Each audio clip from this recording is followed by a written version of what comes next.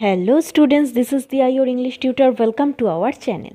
Here you will get line by line explanation of any text and all answers of your model activity task. If you want more like this video, then please like, share and comment. Also don't forget to subscribe for the next video. Today I am going to solve model activity compilation of class 8 English. So let's start.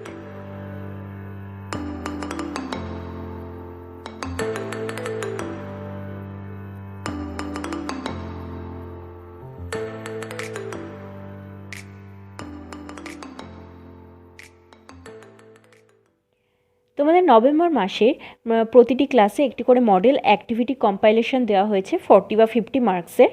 Class 5, 6, 7-এর model activity compilation already আমি solve করে দিয়েছি। যদি তোমরা কেউ না দেখে থাকো তাহলে ডেসক্রিপশন বক্সের লিঙ্ক দেওয়া আছে, সেখান থেকে চাইলে তোমরা দেখে নিতে পারো। তো চলো আজকে 8-এর ইংলিশটা সলভ করা যাক। ফার্স্টে দেখো তোমাদের একটি রিডিং কম্প্রিহেনশন দিয়েছে। Read the following passage and answer the questions given below. নিচের প্যাসেজটি পড়ে তার নিচে যে প্রশ্নগুলো দিয়েছে সেগুলোর উত্তর দিতে বলেছে। তো প্যাসেজটা আমি পড়ছি, তোমরা শুনে নাও। ওয়ান কোয়াইট আফটারনুন হি লে fast asleep and fail to dreaming again. একদিন নির্জন বিকেলবেলায় সে ঘুমিয়ে পড়েছিল এবং সাথে সাথে স্বপ্ন দেখতে শুরু করলো। Unknown to him the ship stood offshore from his old farm. তার যে পুরনো খামারটা ছিল সেখান থেকে বেশ কিছুটা সমুদ্র দূরবর্তী অঞ্চলে তার অজানা একটি জায়গায় সেই শিপটা দাঁড়িয়ে ছিল। In John's dream the season turned rapidly. জনের স্বপ্নে ঋতুগুলো খুব দ্রুত পরিবর্তিত হচ্ছিল। অ্যান্ড অ্যাজ ইচ টার্নড, এবং প্রতি পরিবর্তনের সাথে সাথে so did John in his bed. John তার বিছানার মধ্যেও টার্ন করছিল, অর্থাৎ এপাশ ওপাশ এরম করছিল। কনসিকুয়েন্টলি, ফলস্বরূপ the cap on his head twisted round and about. তার ফলস্বরূপ কী হচ্ছিল, তার মাথায় যে ক্যাপটা পরা ছিল সেটাও গোল গোল ঘুরছিল বা পেঁচাচ্ছিল। It curled up a squall from the clear sky that hit the ship without a warning. সেটার ফলে একটা নিম্নচাপের বা ঘূর্ণাবর্তের সৃষ্টি করলো পরিষ্কার আকাশ থেকে, যেটা কোনো রকম সতর্ক বার্তা ছাড়াই সেই জাহাজে এসে আঘাত করলো। The wind had been reeling about the boat, tearing the sails and snapping the spars. সেই বাতাসটা যেটা ঘূর্ণিঝড়ের সৃষ্টি করেছিল সেইটা জাহাজে এসে আঘাত করলো এবং টিয়ারিং দ্য শেলস, তার জাহাজের পাল ছিঁড়ে ফেললো। স্ন্যাপিং দ্য স্পার্স, মাস্তুলটাকে ছিন্ন ভিন্ন করে দিল। ইটস হিজ ফল্ট, এটা তার দোষ। দ্য সেলার্স ক্রাইড, জাহাজে যে নাবিকেরা ছিল তারা বলল এটা তার দোষ। দে shouted in anger and fear and tried to rid the cap off his head. তাই জন্য তারা কি করলো, ভয়ে এবং রাগে চিৎকার করতে শুরু করলো এবং চেষ্টা করলো তার মাথা থেকে টুপিটা খুলে নিতে। ওয়েল দে ওয়্যার আনসাকসেসফুল, কিন্তু তবুও তারা কি হলো, অসফল হলো। For it was A fairy cap, কারণ এটা ছিল একটা জাদু টুপি। আশা করি তোমরা টেক্সটটা বুঝতে পেরেছো। এরপর দেখি আমরা কি প্রশ্ন দিয়েছে। অ্যান্সার দ্য ফলোয়িং কোশ্চেন্স, নিচের প্রশ্নগুলির উত্তর দাও। এর জন্য 2 মার্কস করে আছে 4টে প্রশ্নের জন্য। First question, what happened as John lay fast asleep. Answer হবে as John lay fast asleep he fell to dreaming again. Second question, how did the squall arise suddenly. Answer হবে in John's dream John turned rapidly in his bed, so the cap on his head twisted round and about and the squall arose suddenly. এরপর দেখো তোমাদের third কোশ্চেনে, describe the condition of the ship in the squall. সেই ঘূর্ণিঝড়ের সময় সেই শিপের condition কেরাম ছিল সেটা জানতে চেয়েছে। অ্যান্সার হবে the squall hit the ship without a warning and the wind been reeling about the boat, tearing the sails and snapping the spars. 4. What did the sailors do to stop the squall. সেই ঘূর্ণিঝড় থামাতে সেলাররা কী করেছিল। The sailors shouted in anger and fear and tried to read the cap of John's head to stop the squall. এখানে তোমাদের কোশ্চেনগুলো complete. এরপর দেখি, এরপর তোমাদের আরও একটি প্যাসেজ দিয়েছে। প্যাসেজটা দেখো ফার্স্টে। অন 16th জানুয়ারি 1941, 1941 সালের 16ই জানুয়ারিতে শিশির ফিনিশড হিজ ডিনার আর্লি। শিশির তার নৈশ ভোজন তাড়াতাড়ি কমপ্লিট করে নিল বা শেষ করে নিল। And drove to Elgin road around 8:30 PM, এবং প্রায় 8:30 রাত্রি 8:30টার দিকে তাড়াতাড়ি করে কোথায় চলে গেল? এলগিন রোডের দিকে চলে গেল। He parked the Wanderer at the back of the house, যাতে করে সে এসেছিল সেই ওয়ান্ডারারটাকে সে বাড়ির পেছনের দিকে পার্ক করে রাখল। Sisir and Subhas had maintained total secrecy about the plan of escape. Sisir এবং সুভাষ দুজনে মিলে এই যে পালিয়ে যাওয়ার পরিকল্পনা করেছিল এটাকে সম্পূর্ণ গোপন রেখেছিল। None of the family members knew anything except Subhas's niece Ila and a male cousin Dijen.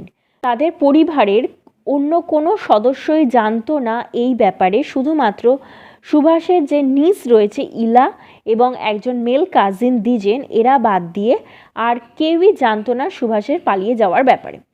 Subhash and Sisir waited until the rest of the Bose family had fallen asleep.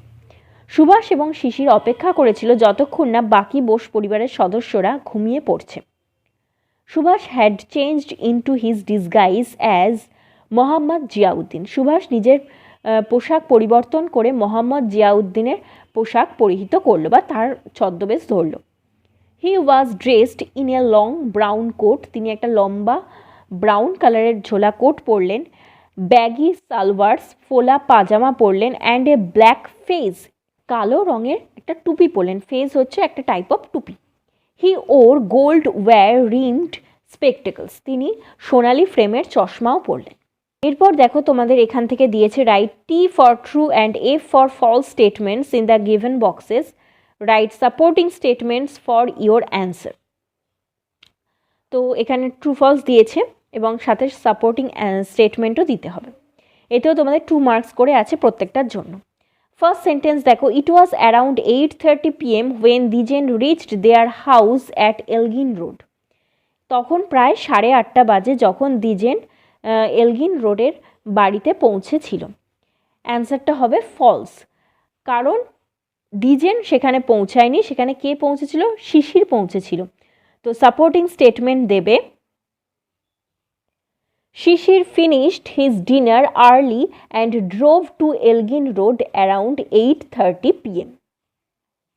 Next, Sisir was the only person who knew about the plan for escape. Sisir শুধুমাত্র জানতো এই পালানোর ব্যাপারে, কিন্তু এটা তো true নয়, এটা ফলস। এবং সাপোর্টিং স্টেটমেন্ট হবে, none of the family members knew anything except Subhash's niece Ila and a male cousin Dwijen. এটা হবে সাপোর্টিং স্টেটমেন্ট। থার্ড চলে আসছি, Mohammad Ziauddin was Subhash Chandra Bose in disguise. Mohammad Ziauddin আসলে ছদ্মবেশী সুভাষচন্দ্র বোস ছিলেন। এটা ট্রু অবশ্যই, এবং এর সাপোর্টিং স্টেটমেন্ট লিখবে, Subhash had changed into his disguise as Mohammad Ziauddin. Okay, next দেখো তোমাদের এখান থেকে আবার প্রশ্ন দিয়েছে, what is the wanderer? Answer হবে, wanderer is a car by which Subhash Chandra Bose escaped. Second question, which persons of the Bose family knew about the great escape of Subhas? Bose ফ্যামিলির কোন কোন সদস্য সুভাষের এই পালিয়ে যাওয়ার ব্যাপারে জানতো? তো অ্যান্সার হবে, Sisir, Ila and Dwijen knew about the great escape of Subhas from Subhas's family. Third question, how did Subhas disguise himself? Answer হবে, মানে প্রশ্নটা বলেছে যে সুভাষ কিভাবে ছদ্মবেশ ধরেছিলেন। তো অ্যান্সার হবে, Subhas disguised himself as Mohammad Ziauddin by dressing long brown coat, baggy salwars and a black fez with a gold wire rimmed spectacles on আইস।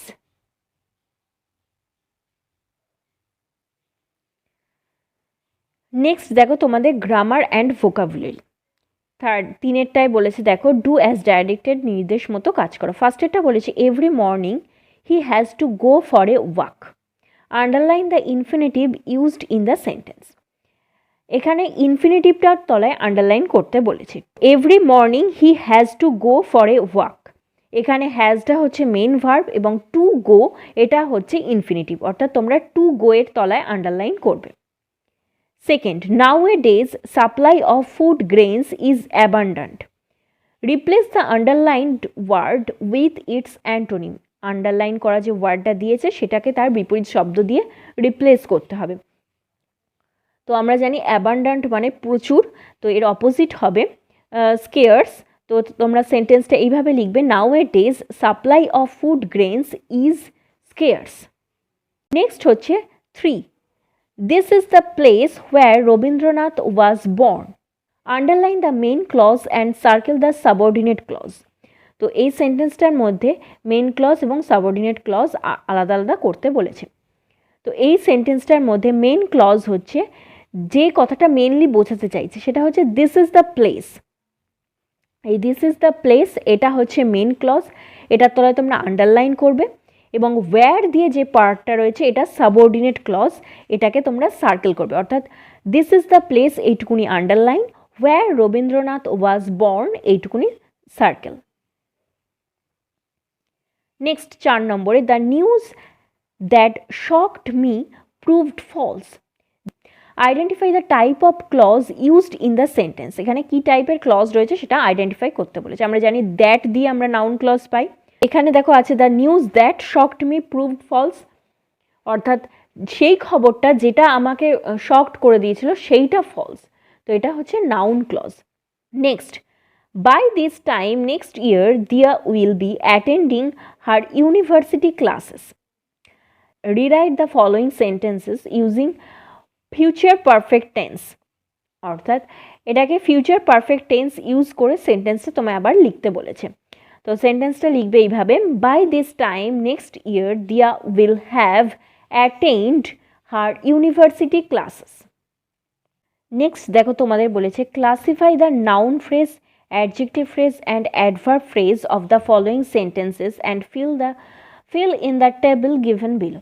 এখানে অনেকগুলো সেন্টেন্স দিয়েছে তোমাদের, সেখান থেকে নাউন ফ্রেজ, অ্যাডজেক্টিভ ফ্রেজ এবং অ্যাডভার্ব ফ্রেজ আলাদা করতে হবে, এবং নিচে যে তোমাদের এই যে টেবিলটা দিয়েছে এখানে ফিল আপ করতে হবে। তো ফার্স্ট সেন্টেন্সটা আমরা দেখি, those houses are very expensive. এখানে দোজ হাউজেসটা হচ্ছে নাউন ফ্রেজ, বি এরটায় I will never do that, never in a million years. এখানে never in a million years এটা একটা ফ্রেজ এবং এটা টাইম বোঝাচ্ছে, অর্থাৎ এটা অ্যাডভার্ব ফ্রেজ। সি এরটায় she is rather fond of singing, fond of singing এটাই ফ্রেজ, এবং এটা হচ্ছে তার মানে শি এর ব্যাপারে, শি যেটা বলেছে এই শি এর ব্যাপারে কিছু ইনফরমেশান দিচ্ছে আমাদের, তো এটা হচ্ছে অ্যাডজেক্টিভ ফ্রেজ, অর্থাৎ ফন্ড অফ সিঙ্গিং এটা অ্যাডজেক্টিভ ফ্রেজ। ডি এরটা the spotted puppy is up for adoption. এখানে দ্য স্পটেড পাপ্পি এটা হচ্ছে noun phrase. Next, it is cold bleak biting weather. এর মধ্যে বাইটিং ওয়েদারটা হচ্ছে একটা ফ্রেজ এবং এটা অ্যাডজেক্টিভ ফ্রেজ। ওয়েদারটা কীরকম সেটার নেচারটা আমাদের জানাচ্ছে, তো এটা অ্যাডজেক্টিভ ফ্রেজ। এফ এরটা meet me at the mall later in the evening. এখানে বুঝতেই পারছো in later in the evening time বোঝাচ্ছে, তো এটা অ্যাডভার্ব ফ্রেজ। নেক্সট 5 এরটা change into indirect speech. Indirect স্পিচে পরিবর্তন করতে বলেছে। ফার্স্ট এটা দেখো, my father said to me, আমার বাবা আমাকে বললেন, মে গড ব্লেস ইউ। তো এটাকে যদি তোমরা ন্যারেশন চেঞ্জ করে করো অ্যান্সার হবে my father wished me that God might bless me. Second, the police officer said comma inverted comma don't go there. তো এটা যদি ন্যারেশন চেঞ্জ করো বা ইনডাইরেক্টে বলো তাহলে হবে the police officer forbade to go there. Forbade মানে মানা করা। থার্ড এটা the headmaster said to me where do you live. এটাকে যদি ইনডাইরেক্টে লেখো তাহলে হবে the headmaster asked me where I lived. কোনো রকম প্রশ্ন চিহ্ন হবে না। নেক্সট দেখো তোমাদের রাইটিং স্কিল। ফার্স্ট রাইটিং বলেছে দেখো, write a letter to your friend in about 80 words who stays far away describing about a festival of West Bengal, you may use the following points. তো তুমি তোমার বন্ধুকে 80টা শব্দের মধ্যে একটি চিঠি লেখো যে বন্ধুটি তোমার থেকে অনেকটা দূরে থাকে, অর্থাৎ বাইরের স্টেটে থাকে, এবং তাকে এই ওয়েস্ট বেঙ্গলের যে কোনো একটা ফেস্টিভ্যাল নিয়ে তাকে বর্ণনা দাও, এবং তার জন্য নিচের পয়েন্টগুলো তুমি ব্যবহার করতে পারো। এর জন্য তোমাদের 8 মার্কস আছে। তো হিন্টসগুলো কি দিয়েছে ফার্স্টে দেখো। Time, when the festival took place, কোন সময় এই অনুষ্ঠানটা হয়। হাউ লং ইট লাস্টেড, এটা কতদিন ধরে চলে। নাম্বার অফ পিপল পার্টিসিপেটেড, কতজন লোক এতে অংশগ্রহণ করে। ডেসক্রিপশন অফ দ্য ফেস্টিভ্যাল, ফেস্টিভ্যালের সম্পর্কে কিছু বর্ণনা। ইয়োর এনজয়মেন্ট, তোমার আনন্দের কিছু কথা। তো লেটারটা তোমরা এইভাবে লিখবে, দেখো ডান দিকে ওপরে তোমাদের অ্যাড্রেস দেবে। তো এখানে আমি আমার মতো করে দিয়েছি, তোমরা তোমাদের পাড়ার নাম হোক, তারপর যে শহরে থাকো, যে জেলায় থাকো সেই নাম দেবে, এবং নিচে ডেট দেবে। তারপর তার পরের লাইন থেকে মোটামুটি যাকে লেটারটা লিখছো তাকে অ্যাড্রেস করে তার নামটা লিখবে। I am glad to receive your letter today and to hear that you enjoyed Diwali very well. আমি আজকেই তোমার চিঠি পেলাম এবং এটা জেনে খুব আনন্দ পেলাম যে দিওয়ালিতে তুমি খুব মজা করেছো। You also wanted to know about my favourite festival, তুমি আমার থেকে আমার প্রিয় উৎসব সম্পর্কে জানতে চেয়েছো। I am eager to share my thoughts, আমি খুবই আগ্রহী হয়ে আছি আমার ফিলিংস তোমার সাথে শেয়ার করার জন্য। Durga Puja is undoubtedly the most celebrate festival among Bengalis and I also enjoyed it. Durga Puja হচ্ছে, কোনো রকম সন্দেহ নেই যে দুর্গা পূজা হচ্ছে বাঙালিদের মধ্যে সবথেকে আনন্দের একটি উৎসব, এবং আমিও এই উৎসবে যথেষ্ট আনন্দ করি। But as a resident of Navadvip, I have a special place in my heart for Rash Utsav celebrated on the next full moon after Lakshmi Puja. কিন্তু নবদ্বীপবাসী হওয়ার কারণে লক্ষ্মী পূজার পরবর্তী পূর্ণচন্দ্র দিবসে অর্থাৎ পূর্ণিমায় রাস উৎসব অনুষ্ঠিত হয় আমাদের এই নবদ্বীপে। The variety of idols and enthusiasm among people is at another level. মূর্তির প্রাচুর্য এবং নতুনত্ব এবং মানুষজনের মধ্যে এত উৎসাহ যেটা এই উৎসবকে অন্য মাত্রা দেয়। This 2-day long festival, power packed with lightings and music, leaves me mesmerized. এই 2 দিন ব্যাপী উৎসব, যেটা লাইটিংস মানে আলোর সমারোহ এবং মিউজিকে পরিপূর্ণ, সেটা আমাকে প্রায় বাকরুদ্ধ করে দেয়। Many people came here from other cities and villages to enjoy. অন্যান্য গ্রাম এবং শহর থেকে প্রচুর মানুষ এখানে আসে আনন্দ উপভোগ করতে। It will be great if you join me the next year. খুব আনন্দ হবে যদি তুমি পরের বছর আমার সাথে এখানে যোগ দাও আনন্দতে। Hope to hear from you very soon. খুব শীঘ্রই তোমার থেকে কিছু শোনার আশা করছি, অর্থাৎ তুমি আমাকে চিঠি লেখো সেটাই আমি এক্সপেক্ট করছি। উইথ লাভ অ্যান্ড রিগার্ডস, ভালোবাসা এবং শ্রদ্ধা সহ, ইয়ার্স এভার বলে নিজের নাম লিখবে, এবং বাঁ দিকে যাকে পাঠাচ্ছ তার ফুল অ্যাড্রেস দেবে, তার নাম, তার বাবার নাম, কোনো একটা রোডের নাম, এবং তারপর যেখানে যাচ্ছে লেটারটা সেই জায়গার নাম এবং সেখানকার পিন নাম্বার দিয়ে লেটারটা এন্ড করবে। নেক্সট দেখো তোমাদের আরও একটি রাইটিং দিয়েছে। Write a paragraph in about 80 words on the life of a famous painter and writer Abanindranath Tagore. You may use the following points.